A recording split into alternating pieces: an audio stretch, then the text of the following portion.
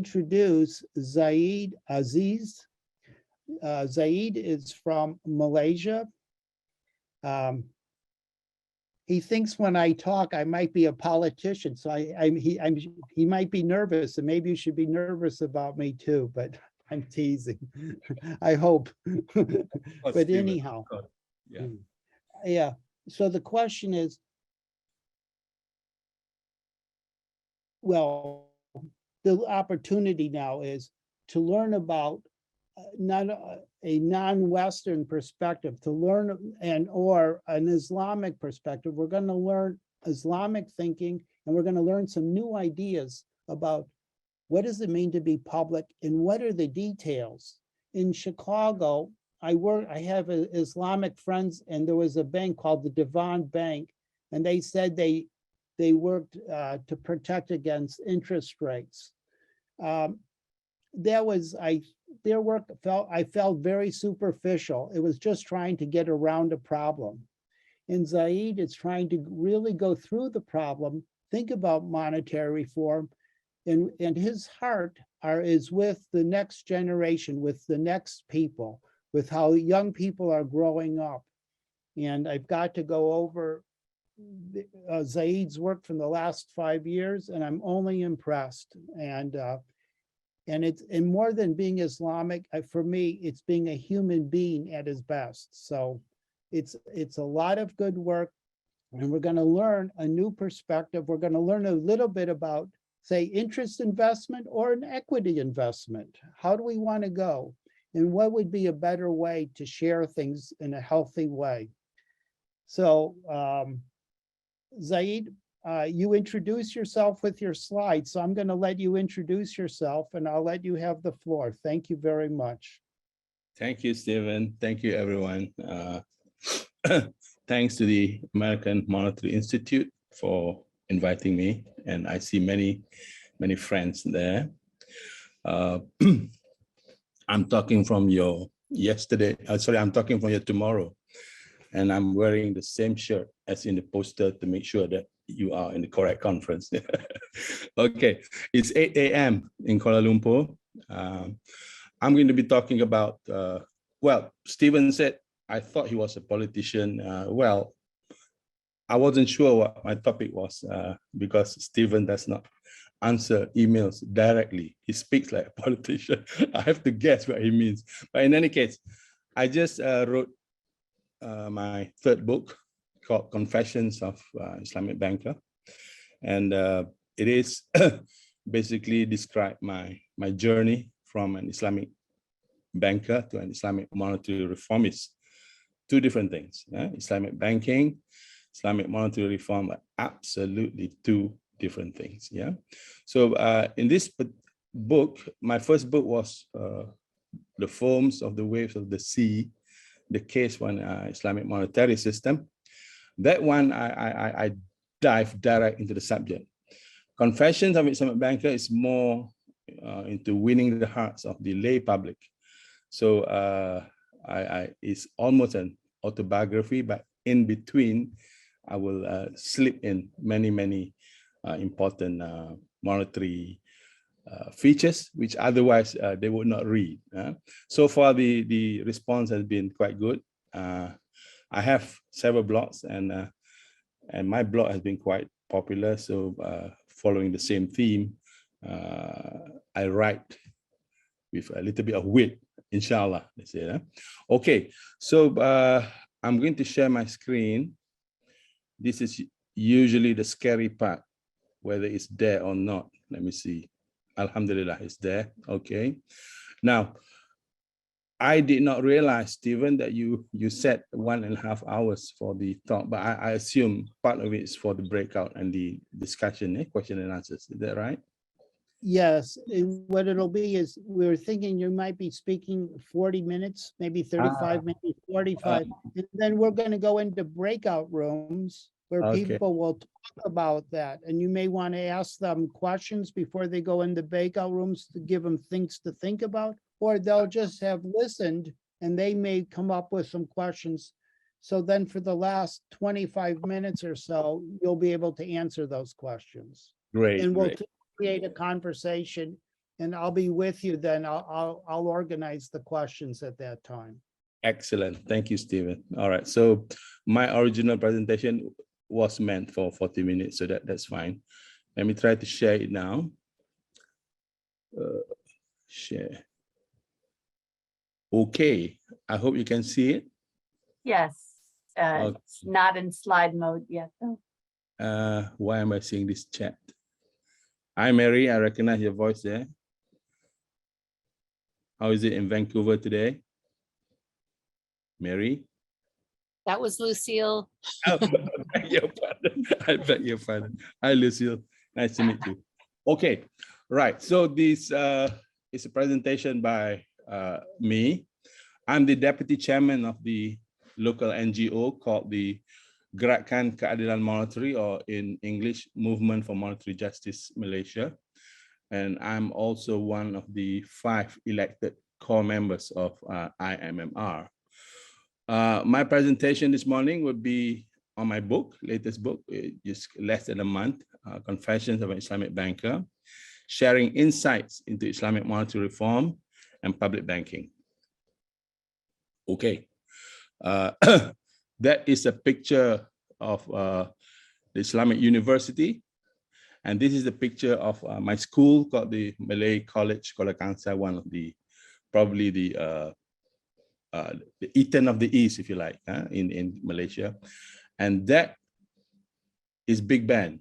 So basically the picture describes where my education came from. Yeah, I did economics at University of Exeter in the UK, and followed by a master's degree in Islamic Banking and Finance at Islamic University in Kuala Lumpur. And I did spend quite a few years in London following my dad, who was a diplomat for a few years over there. And the picture at the bottom here basically is a picture of Kuala Lumpur. You might recognize the Petronas Twin Tower and another picture of Kuala Lumpur next to it. So that sort of give you an idea what my topic is all about. Okay, the title of the book is a play on one of my favorite books. It's Confessions of an Economic Hitman by John Perkins. And it is basically, as I said, a very light story of my journey from an Islamic banker to an Islamic monetary reformist. But the last chapter, I describe what needs to be done for us to recapture justice and also our lost destiny. Something has happened that has hijacked things from us, yeah? And it's not confined to any religion or any nation or any race. Its impact is on the world. Yeah. That's me.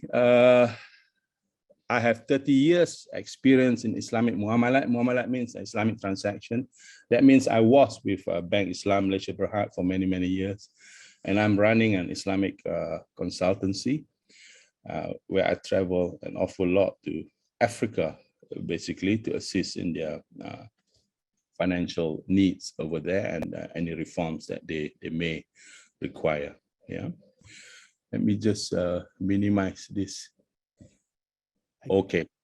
So basically, we are talking about going against this insidious monetary system, which steals purchasing power of the downtrodden, enriching the already rich, impoverishing the poor, and produce unemployment of graduates and youth, and also depressing their wage and salary levels. Now, that particular part may not be so obvious to a lot of people, but you will find, as I will show later, much of the money does not go to the SME sector. The SME sector, usually in most nations, deliver almost 70% to 80% of employment, and they contribute between 40 to 60% to GDP. Now, the SME is not just your road stalls. They are companies with turnover of 10 million US dollar and less. Yeah. So when our money creator only delivers 7% generally to the SME sector, they have ignored the sector which delivers 70% of jobs. I will show you some numbers later. That people understand leads to unemployed youth and graduates. But the other point that not many people understand is that when they give so little to the sector that creates a lot of jobs, it means too few jobs are available in the nation compared to the number of youth and graduates seeking jobs. So you will also see a depressed state of starting salaries all over the world. Yeah. So that is the other aspect that we should realize now. An engineering graduate in Kuala Lumpur is now earning his or her starting salary is what it was 20 years ago. I'm sure this statistic is repeated all over the world. We should be talking about this. We should be talking about how the monetary system has created an employer's market, yeah, meaning that our children are getting paid less and less and less and have to face all the other problems, rocketing house prices, etc. Yeah. Okay. Now, right. This is my second book. Let me move this caption. How do I move it? Okay. As I said, this is my second book. My first book was The Foams of the Wave of the Sea, the case for Islamic monetary system.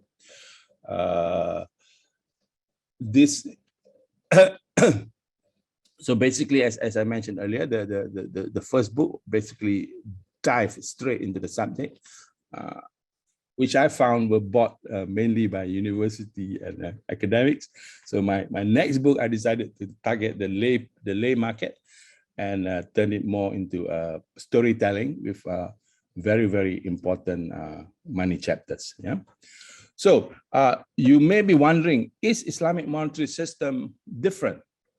Now, I would like to emphasize to all of you, there is not that much of a difference between what we say Islamic monetary system and non-Islamic. I will go through the one or two major differences. Yeah? We broadly have the same solution. We promote Islamic sovereign money, except that in our system, we will not have any interest or debt transactions. Yeah. Now that does not mean all will be replaced with equity transactions. Now that does not mean if the monetary system is reformed in Malaysia or Muslim countries, they will necessarily adopt what I'm saying here, which means we avoid the debt transaction. I'm just saying that the perfect, the ideal Islamic monetary system would be one where there will be no debt transaction. I will explain why later. Yeah, and then the other aspect. Okay, let me talk about the interest first. The difference between the Muslim understanding of usury and probably the other understanding of usury. We do not have categories of usurious interest, where a very high interest rate is considered usurious, whereas low is not. In Islam, we consider 0.1% interest as usurious. The logic is because we do not look at the size of the interest, but rather on the relationship between the two parties, involved in the transaction. Is there justice in the relationship? Or is the relationship one partner absolutely protected from all risks and the other partner carrying 100% risk? Now, if that is the situation, then to us, 0.1% interest payable by the suffering partner to the protected partner is usurious. So that is the difference between our understanding of usury compared perhaps to other understanding. And the other aspects which I think I need to see your face. But then it covers, okay. Okay, but then it covers what I'm writing. All right, now the other aspects which you may not have come across, or you may not have been informed. We in Islam, we pay a very serious attention to what we call the pillars of any transaction. Yeah, so a transaction, a buy and sell transaction, would have pillars, as would many other things. For example, in a buy and sell transaction, of course, you will have the buyer and the seller, which needs to be known. It cannot be somebody that you do not know.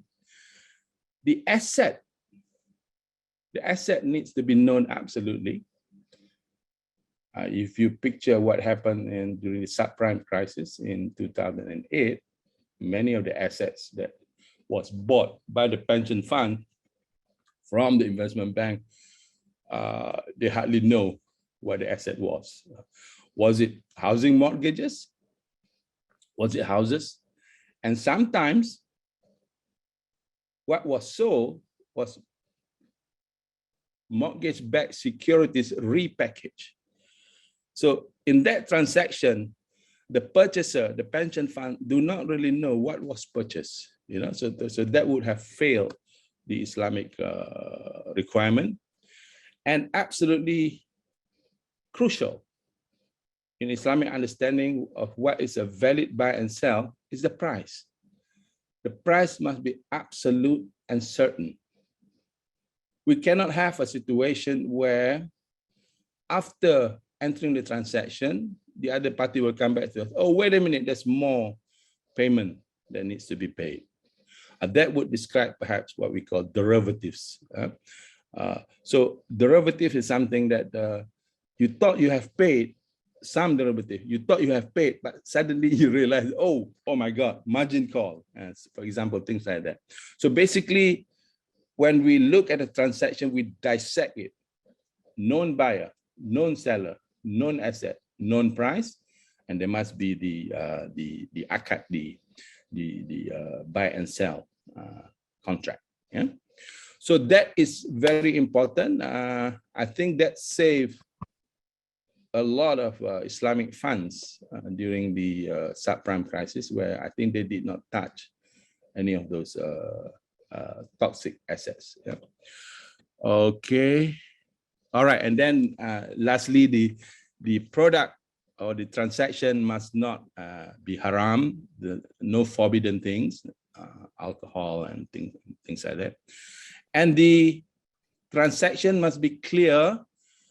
There must not be uncertainty as to the result of the transaction. You will find that there are many transactions, derivatives, whatever. There is a lot of uncertainty. What is it that you buy? What is the final price? So if those elements are inside the transaction, then that would not have passed the pillars of buying and sell in Islamic muamalat. And lastly, any form of gambling. Gambling is not necessarily just the obvious one, Las Vegas, or here in Kuala Lumpur, we call it Genting Highlands Casino, and that's too obvious. In the subprime crisis, when you had credit default swaps, if you recall, given by insurance companies, who says that, don't worry, you can go ahead and sell these mortgage-backed securities if ever the subprime mortgage individuals fail, we will come in with our credit default swap. So they did not actually calculate the total amount that they have to pay. They went into a gamble. So that is just another example of an aspect of gambling that would have failed our assessment of a valid transaction. Yeah, I hope I'm making sense, Stephen. I think so. Okay, You are, please stop me. you are, and I'm thinking of more US examples too, so thank you. Yeah. With interest rate swaps and others, and we've suffered, and I have a story for you about how I, as a teacher, suffered, or all in Chicago suffered because of that gambling. And all it was pure gambling, Zahid. Yeah. So thank That- you.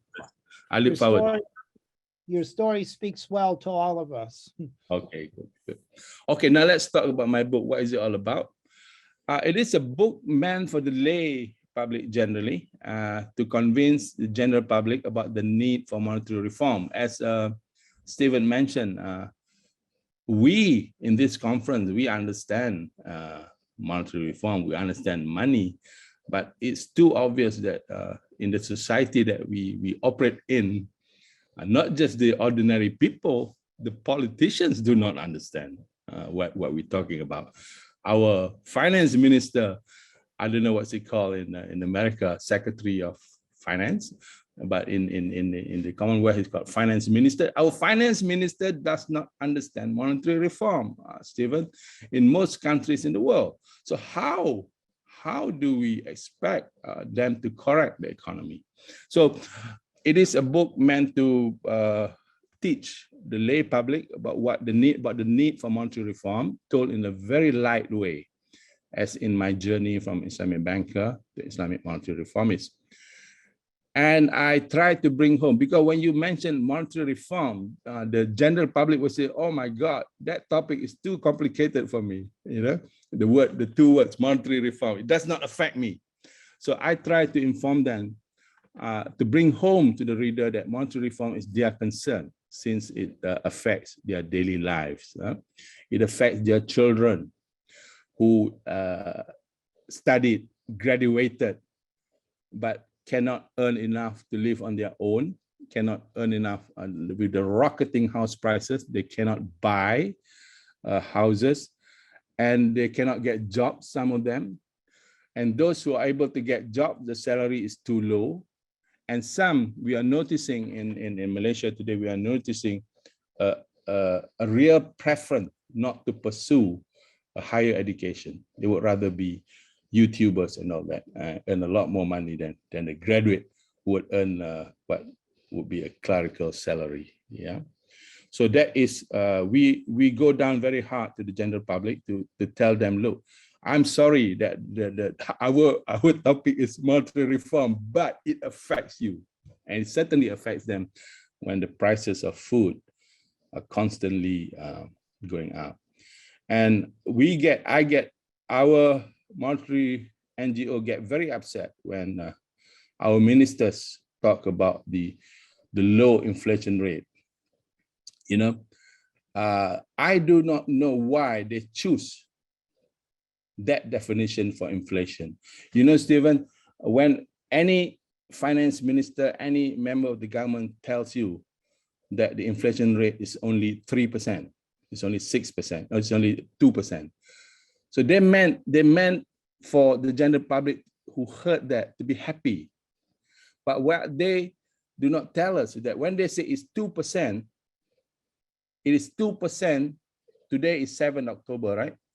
Well, for you, it's still 7 October. 7 October, what they meant by 2% is what was the price now compared to 7 October 2021, 1 year ago. But they did not tell you if they choose to use the base year. Most inflationary indices are calculated based on a base year. For example, if they chose the base year of 2010 and they compare to the price in 2022, that's probably 200%. Most of the products that you have bought in 2021 is now 100 to 200% more expensive than what it was in 2010. But they don't talk about like that. They talk about what it was compared to 1 year ago. So they go around telling the public, be happy, inflation rate is only 2%. But what we know that 10 years ago, that fish was 1 to 150% cheaper. So this is the other aspect. We have a website which we go direct and tell the public what they need to hear. Okay, all right. I need to move this. Yeah, and we tell the general public it's about bringing down house prices. In Malaysia today, we have what we call sandwich families. When I came back from the UK, my generation, we can still buy houses in Kuala Lumpur. Today, we have what is called sandwich families. What does that mean? In the house, there is the grandfather, there is the father, and there is the son. Because the son can no longer, there is the father, the son, and the grandson. Because the son can no longer go out to buy houses because it is too expensive. Now, I have my suspicion about how house prices are fixed by the industry, but perhaps I leave that to another session. I believe there is great manipulation by housing developers in pricing new housing projects. As a result, we face constant increase in prices for houses. And in some nations, I understand in Switzerland, everybody rents. It's reached the stage where nobody can even imagine about buying. Yeah. Poverty gap, of course. Stephen mentioned about seniorage. Yeah, that is seniorage of the government creating the money. But when the bank prefers to give their loans to the rich people, to the people with the collateral, that is also giving seniorage to the rich people, which increases poverty gap everywhere. Yeah, so we are also about stopping the poor becoming poorer, and the rich getting richer, and a fairer share of the nation's economic cake. Nationally, we are about increasing economic output, increasing employment, and better and well-maintained infrastructure. Now, this is, Stephen, in Malaysia, whenever we have our forum, we are not shy of telling the people that the entire banking industry in Malaysia earns about the equivalent of $8 billion profit per annum. Okay. And if we implement sovereign money in our country, that $8 billion is available per annum to the general public. And on top of that, they can easily, we have proposed sovereign money in Malaysia for the money to be created by a central monetary authority that reports to parliament. So the state can easily take over money creation from the banks. And as a result, they will save another 8 billion of interest that they are paying to the banks. Today, governments borrow from the banks when they could themselves create the money. And in borrowing from the banks, in a country like Malaysia, they pay $8 billion interest per annum. So we keep telling our general public here, if we implement sovereign money, first we have that 8 billion that belongs to the bank. And then we have another saving of 8 billion coming from the interest that we used to pay the bank. So we tell them, look, you will get 16 billion US dollar per annum. We can implement a basic income for the what we call the B40s, the poor, free education to university, and even if you do the calculations correctly, you can exclude B40s and M40s, which is the poor and the middle income people, from having to pay income tax. Now that is the cost of not thinking. That is the cost of not thinking about what the monetary reformers are saying. There is an election coming up, Stephen, and our people here are pressing for us to politicize, to form a political party, but that's another matter. Now, healthcare. Now, in a nation, Stephen, in a nation, the infrastructure is the job of the government. It is so easy for them to create the money to replace, to repair, or to provide new infrastructure. However, if they implement a system which by default make it difficult for money to go to the infrastructure, then there is something very, very wrong. Yeah. So all the above are achievable with the correct monetary system, but it is impossible with the current wrong legacy system. Okay, let me see. Can I move this? Okay. Now the book also discusses why the current system is untenable. I think this cuts across every nation in the world. I hope my friends all over the world are listening. We have to ask why creation of money must not be an accident of history. Money creation must be recognized as a key privilege of any nation that cannot be bestowed on certain members of the private sector without approval of the people of the nation, without them being consulted. That's what happened to us. We woke up and they tell us, this is the money system you have to accept, you have to live by. Why? Why can't we rediscuss the money system and take a vote on it? Yeah. So this is something that affects all of us. Why must we accept something that was a creature of history, to put it politely? Yeah? Legacy system must be discussed and retabled for approval. It has to happen in every nation in the world. We need to be serious in our work now. No longer just a minor NGO. We carry a lot of responsibility on behalf of the people. We need for it to happen in every nation. We need for this legacy system to be rediscussed and retabled for our approval. It cannot go on as a usurped system that cannot be discussed. Why can't it be discussed? Of course, some of the laws are formulated that way. Of course, we need to change those laws. I'm thinking the longer I think about this problem, Stephen, the deeper I think that all of us need to go political. And it's not something which is new. You have a precedent in the Social Credit Party of Canada.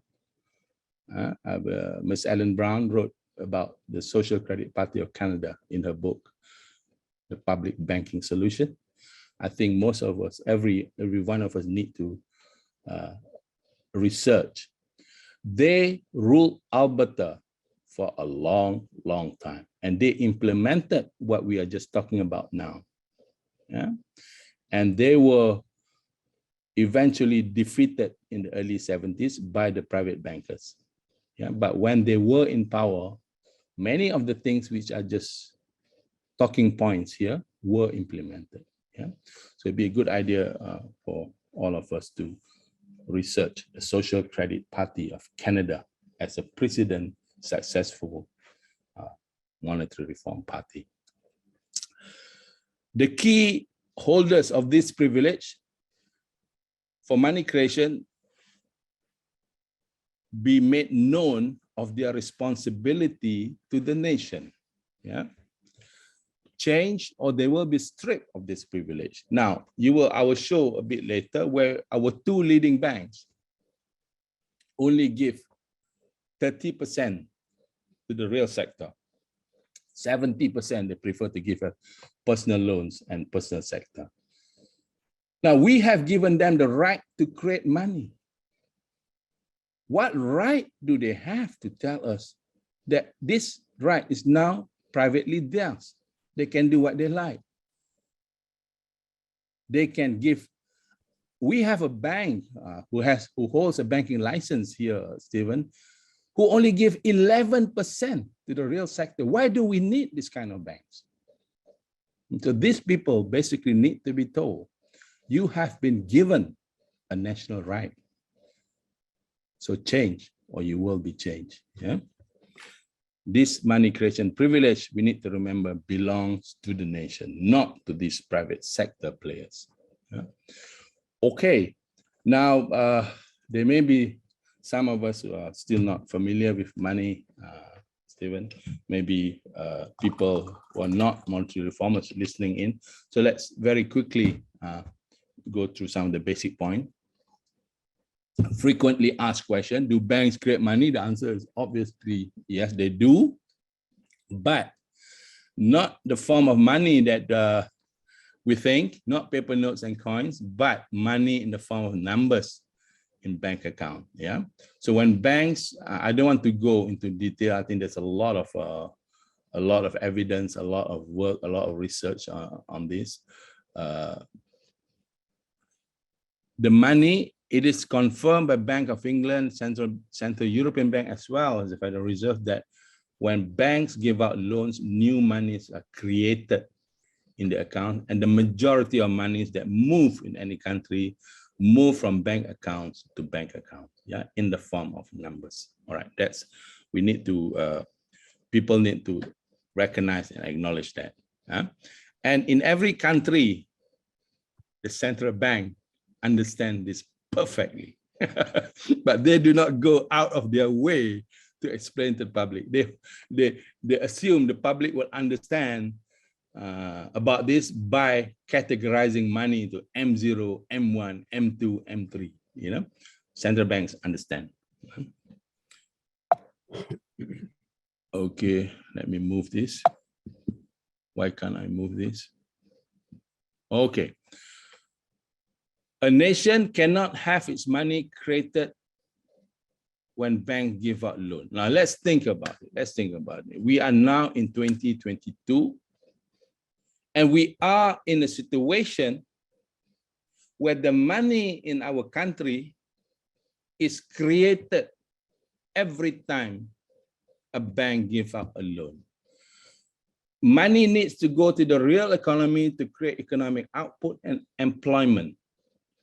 We are living under a situation where we allow the private banks to be the money creator, and they don't care about the real economy.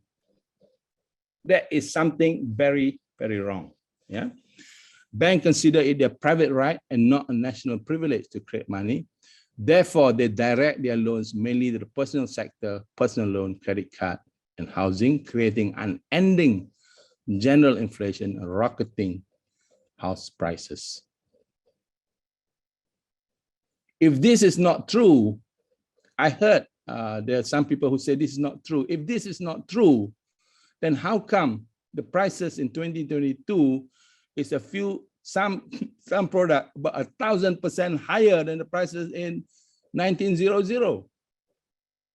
If this is not true, why there isn't any central bank that says they will wipe out inflation? All they say is our objective is to control inflation. That is an admission that what we are saying here is true. Overcreation of money creates inflation. Yeah, and some of these statistics, I got it from the net, but you can reconfirm. Usually, the loans to the personal sector generally in the world is about 80%. And loans to, sorry, that should be loan to the real sector, not the private sector. Loan to the real sector, yeah. REAL. Okay.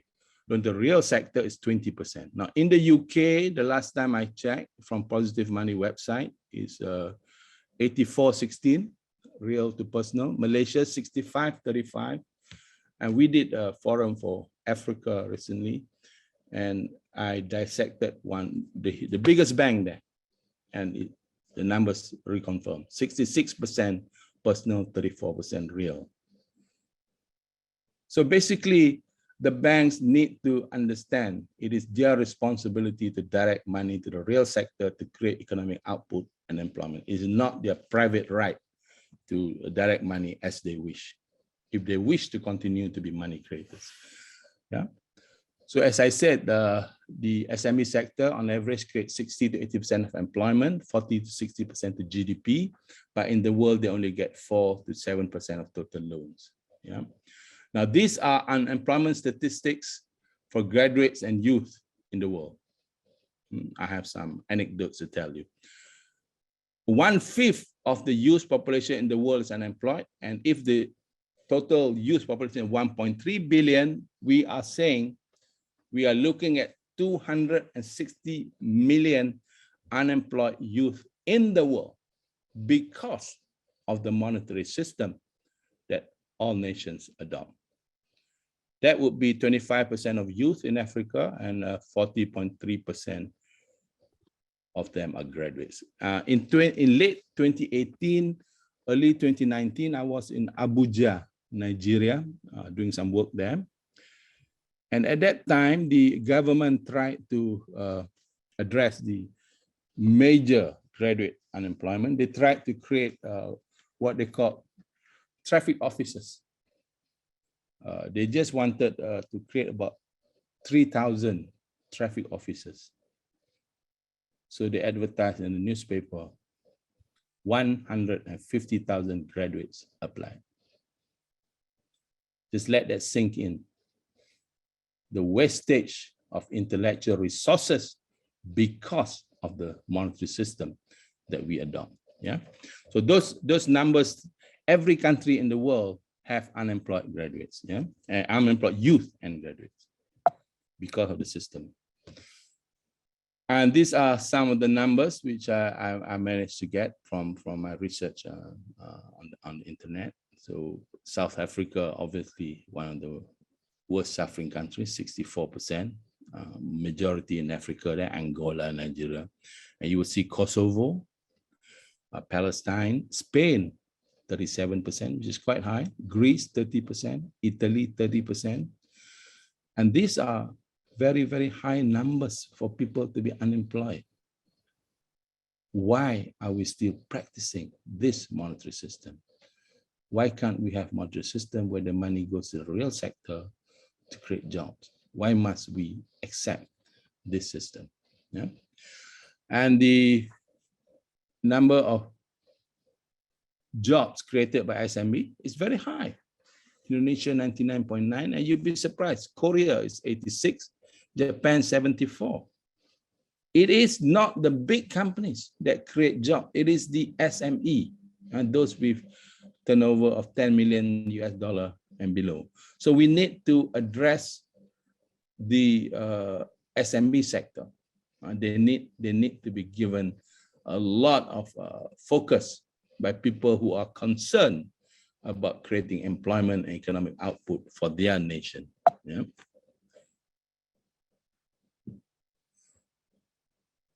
This is more numbers from Africa, contribution to GDP. Okay, so how do we reform the monetary system?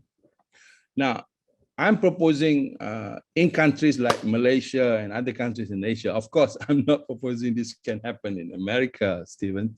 I understand your public banking is slightly different, not different in content, but different in how it is formed. Yours is a state, it is a city council that formed the public banking, whereas what I'm talking about here is about the government implementing the public banking policy, meaning they will give direction to all the banks in the country to give 60 to 70% to the real sector. So that's what I'm talking about here, slightly different from perhaps your understanding of public banking over there. Yeah, Zahid, that's right. It's a little over 40 minutes now. So how about if we go 10 more minutes? Because I know you're getting to the best part. Okay. All right. Yeah. If we have to, we can skip the breakout rooms and go straight to questions. That's my problem. I know. Keep going, though. You're good. You give me the microphone, Stephen. I can't stop. Okay, I have to speed it up. All right. Thank you for your alert. Okay, so first phase will be public banking. Now, public banking, I will very quickly just run through what it is. It is basically just like any other bank, except it extends a lot more to the real sector than it does to the private sector. And usually it is owned by the state, a majority owned by the state. Yeah.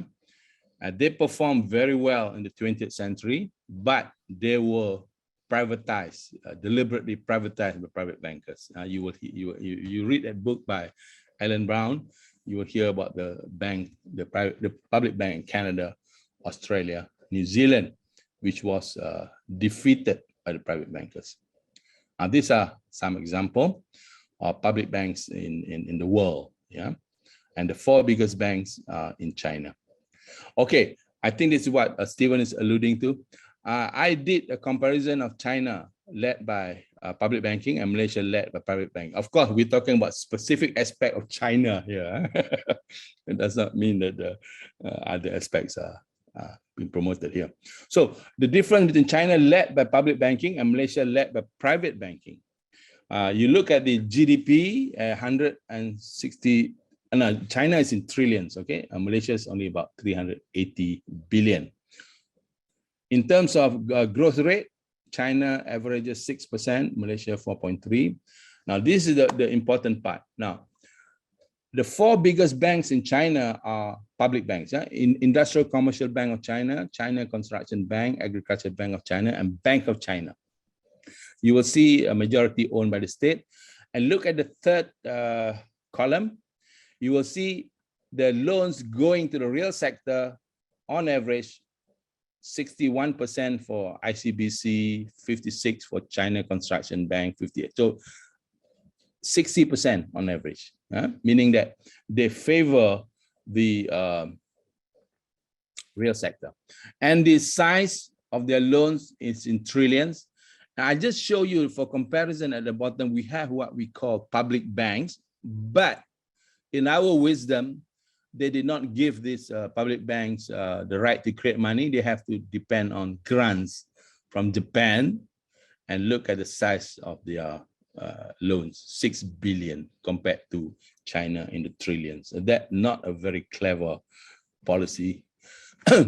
And these are the 4 or 5 biggest banks.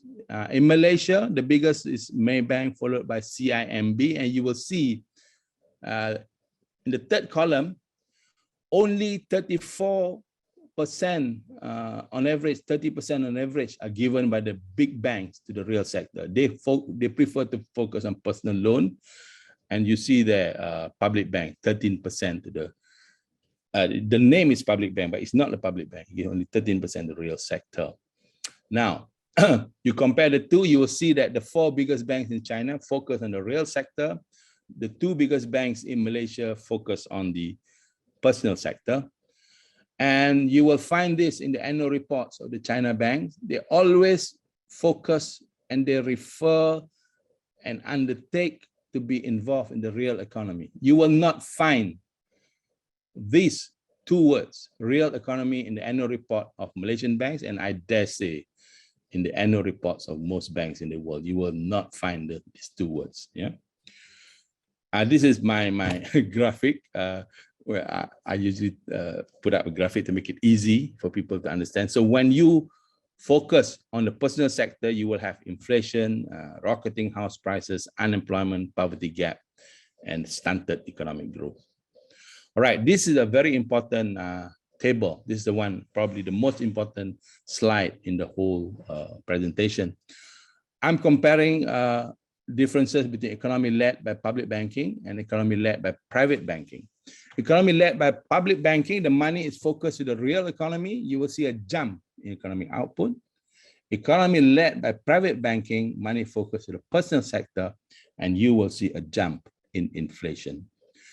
In economy led by public banking, banks' objectives and nations' objectives are the same. You will have strong economic growth and employment.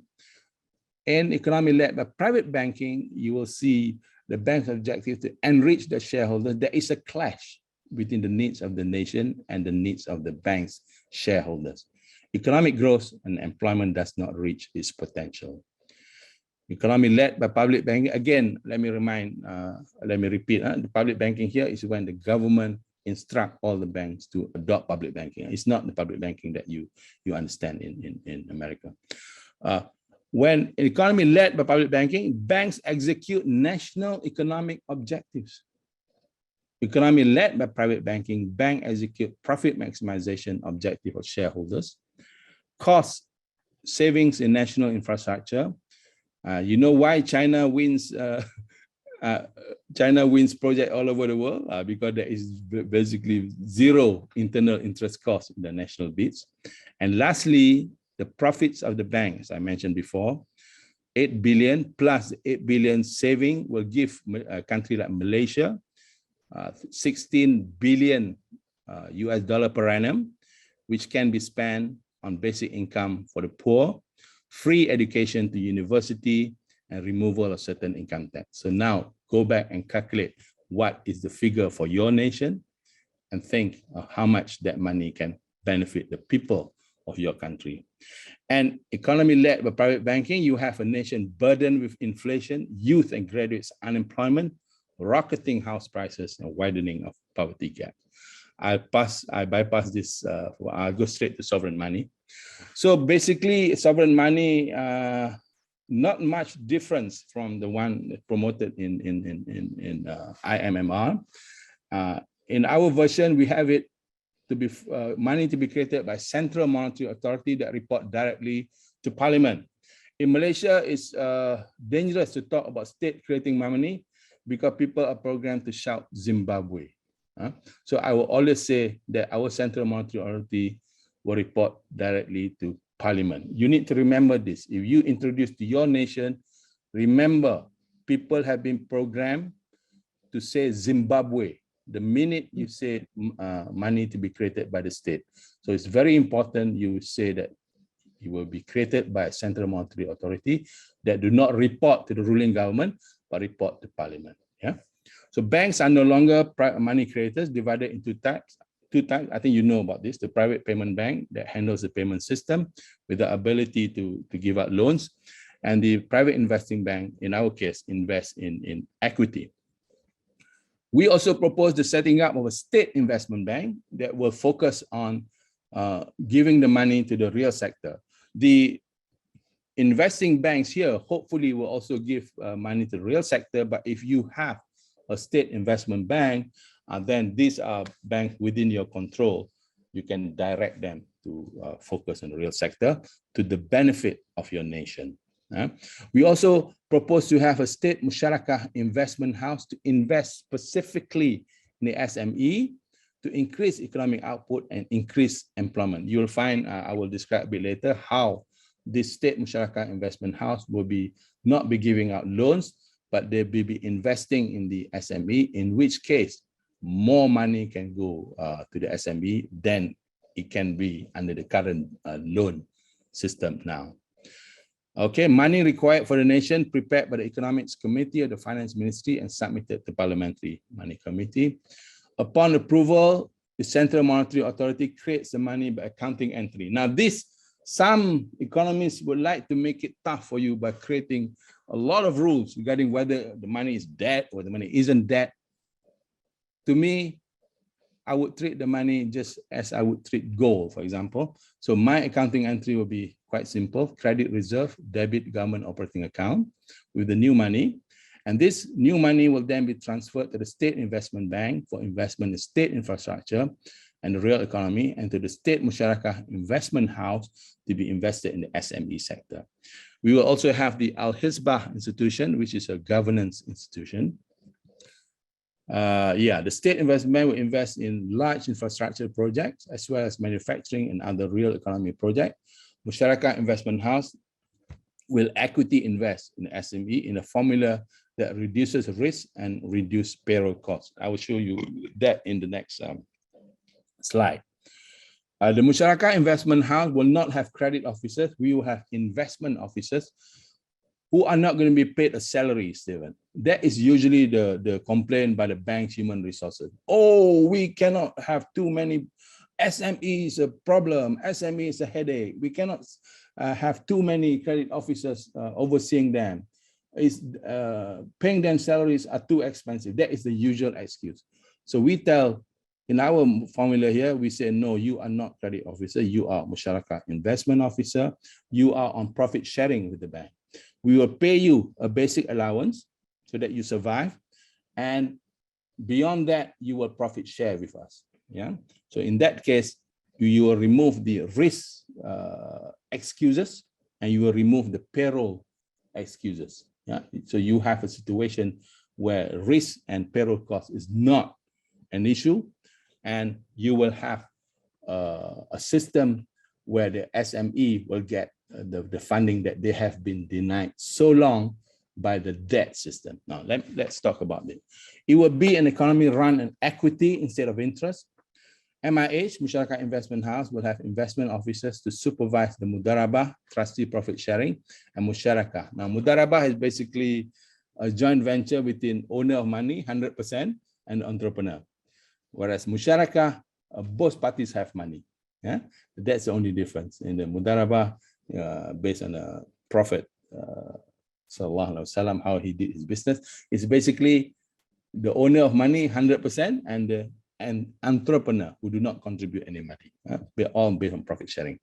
Now, the MIH can employ many and enough investment officers to supervise their investment because they are essentially on profit sharing basis with the investing bank. Concerns for SME risk and payroll costs for supervision of investment FME solved. We will have our officers in the SME. Yeah, so that remove the risk part, and they will be paid a basic allowance for profit share that will remove the payroll part. So the banks have no more excuses why they ignore SME. Of course, the SME must prepare quarterly accounts for profit sharing with MIH, and MIH will further profit share the investment officers. Yeah. So basically, I have a more detailed paper on this, but obviously I need only to describe in a few slides here. I've tried many times, Stephen, with Brunei and a few other nations. I have been unsuccessful. If you guys know of any nation is willing to give it a try, let me know. I will fly there, inshallah. So now this investment officer will be trained in either 6 months to 1 year investment officer schools. Now, of course, the unemployed graduates are not just economics, business and accounting graduates. They are psychology graduates. They are sociology graduates. We need to train them. So they are unemployed, okay? So we need to put them 1st January in this investment officer schools, which we cooperate, we discuss with the existing universities, where the lecturers will be university lecturers as well as successful SME entrepreneurs. 1st January, they will come in to the school. 31st December, they will come out as a very capable investment officer.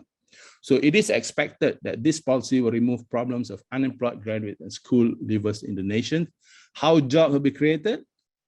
1, the investment house and the investing bank will require lots of investment officers. If in the banks today, they have 2 credit officers, I foresee every branch will have 50 investment officers. Since the SME sector creates 70 to 80% nation's job, when it is well funded, the amount of jobs created will be very, very high. They will need accounting officers, human resource officers, marketing officers, investment officers, etc.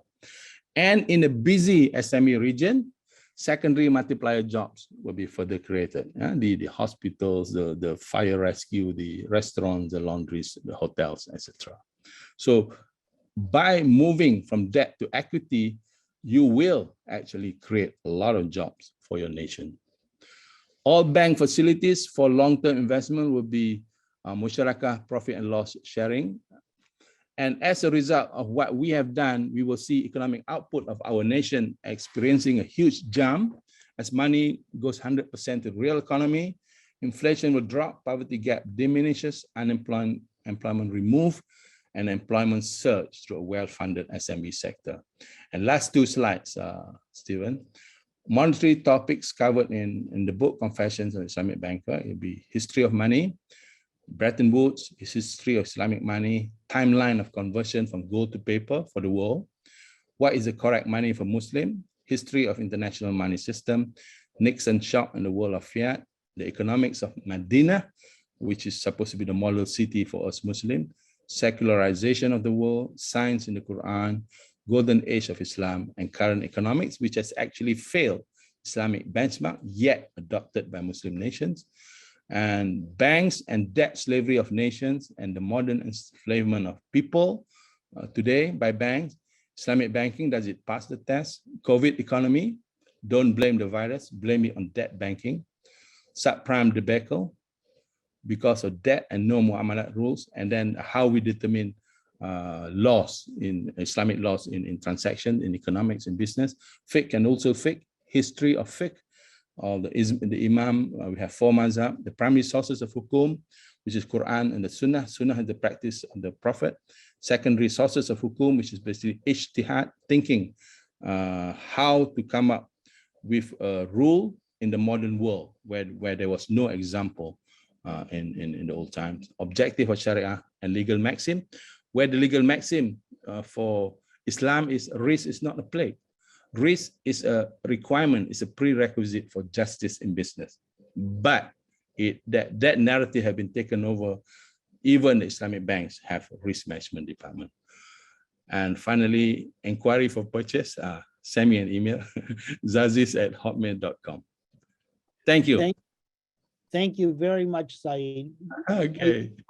It was a good extra 20 minutes and we needed it because it is special for us to hear from Malaysia, and that you gave a fuller program of what it is, and people can go back now and further think about that and read your books too, because you're proposing this public banking system. And I'll give you my example of this. Why not have all of the government give the mortgages so they can earn the interest rate because they need it for revenue, and the bank can work on the real economy. But anyhow, just throwing out ideas.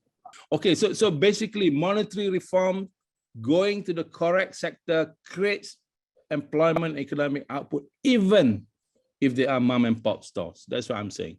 They never stand a chance under the current system. They have conference after conference on SME, but it's always on debt, and they have no solution. These conferences on SME financing have been going on for 20 years. They have no solutions. So monetary reform is the solution, Peter. And I believe that as the mom and... Sorry about that. We had to go from breakout room recordings to this recording too. Yeah.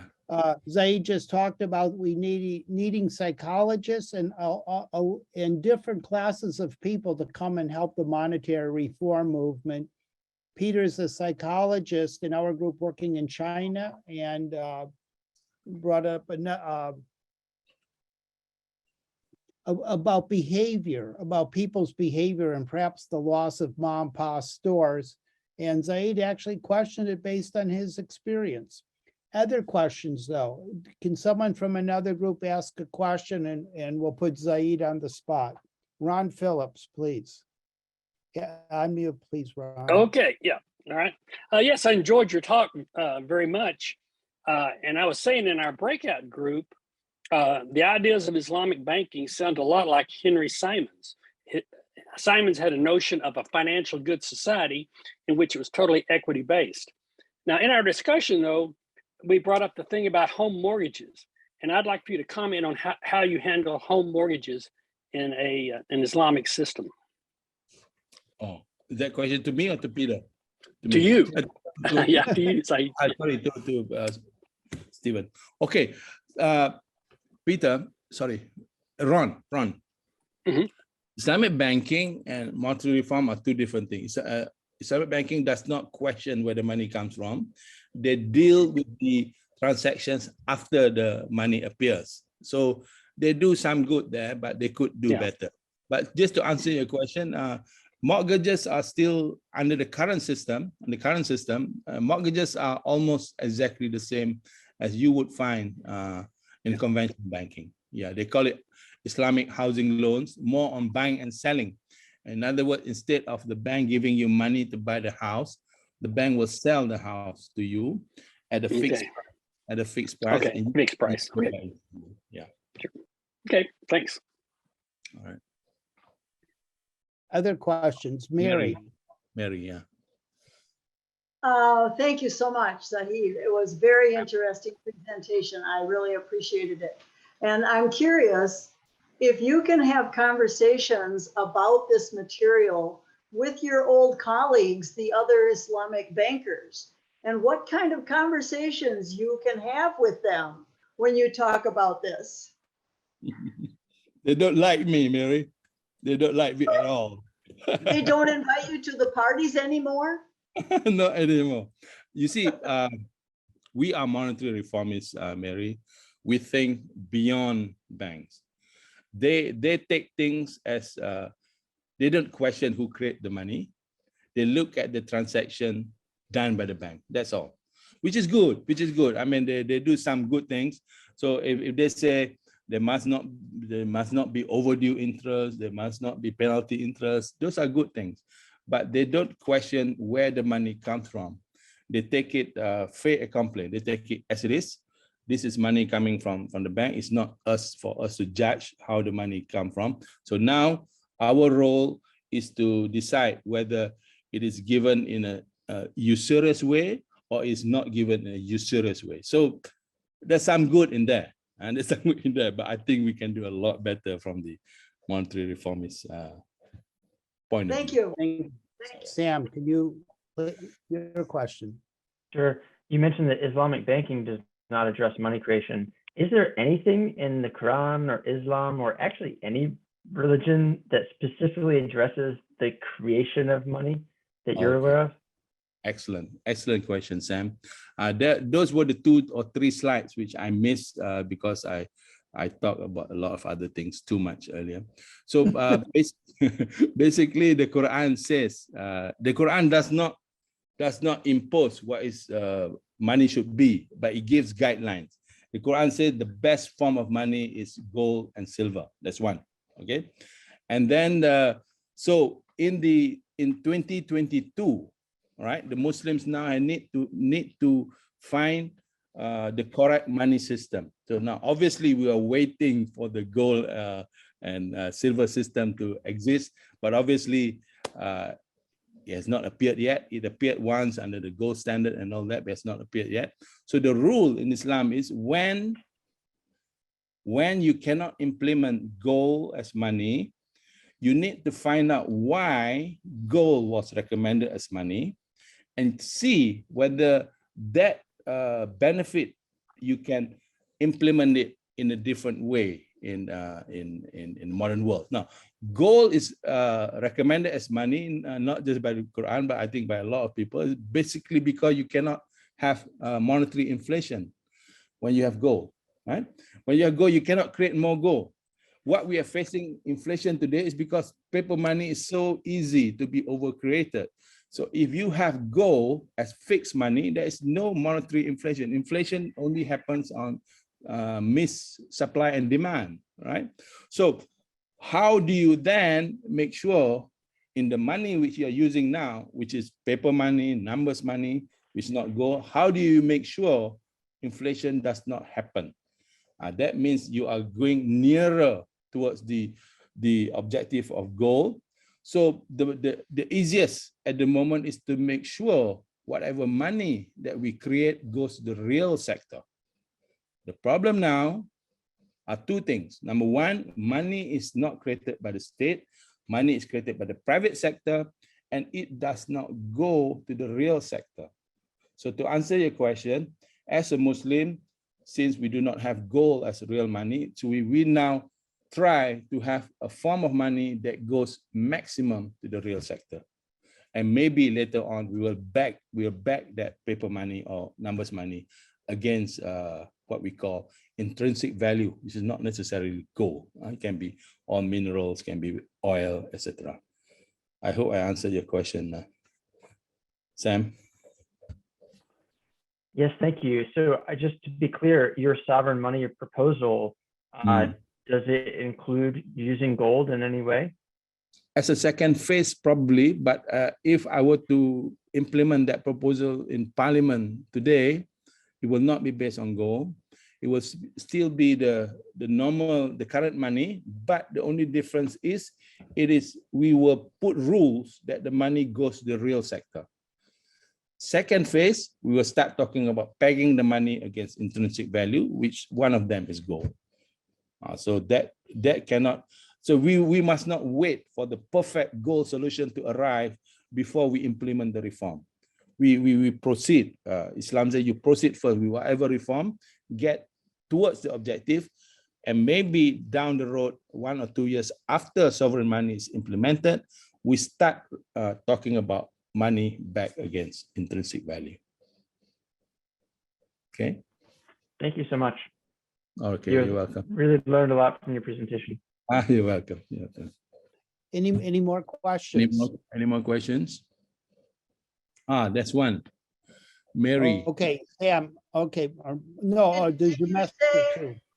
Did you say at the beginning that you have a blog? And would you please put the link for your blog in our chat box? Okay, I will. Thank you. You I will blog give in it. English? I'll give it to Stephen. Okay. Okay, and does your master, did you have a question? Or a statement? Yes, And then- Okay, Yeah. go ahead. you have said about the real sector. How is about directing money to property sector, to land? That's my question. Oh, property. Property is Well, too much. that might include Stephen. farmland and the concern for farmers in small communities. Yeah. Farmers is more, I think food security is the most important today. So if we do this monetary reform, I think priority must go to food production. Certainly not house property. That one is you are feeding the house inflation. A last question before we go on. You know what? This has been super informative. Just one thought about gold and why. Fernanda has a question. Oops, I'll be quiet. Fernanda, go ahead. Okay. I guess I'll go ahead and ask it. Thinking along the lines of like now that there's all kinds of nature catastrophes and that ends up being a lot of destruction, is there any inflation that occurs when you put money into the local economy to help them rebuild? Like if it's been destroyed and you're just like fixing it, that type of money creation shouldn't result in any inflation, right? What are your thoughts on that? Yeah, that's a very good question, Fernanda. Us monetary reformists, actually, most times we go head to head with the traditional economists. Not all, most of them are, but some of them. And recently, there was a huge flooding. Last year there was a huge flooding problem in Malaysia. A lot of people lost houses and all that. So we at the Movement for Monetary Justice, we recommended that the government distribute monetary assistance to these people. We argue under COVID especially, and under a situation where people suffer, the output, the nation's output dips, in which case at that point in time, it's perfectly possible for you to for the government to inject money to help the people. Because when they get the money, right, they're not going to use it for watching, travel tourism somewhere. They use it to repair their houses, so that creates value. So in a situation where there is a disaster, it's perfectly acceptable for the government to include money. Now, some banks would object to that. They say, no, government must not create money, If that is true, then what do they want to happen? If they say if government create money, inflation will happen. So what they want the government to do is to borrow the money from the bank and then give it to the people. But why money created by the bank does not create inflation, but money created by the government creates inflation? That does not make sense. That does not make sense. So basically, it's a good question. Your answer to your question is when there is a dip in the national output, a government is free to inject money without creating inflation. That's my view. There are a lot of professors of economics in this forum, so they have their views too. Yeah.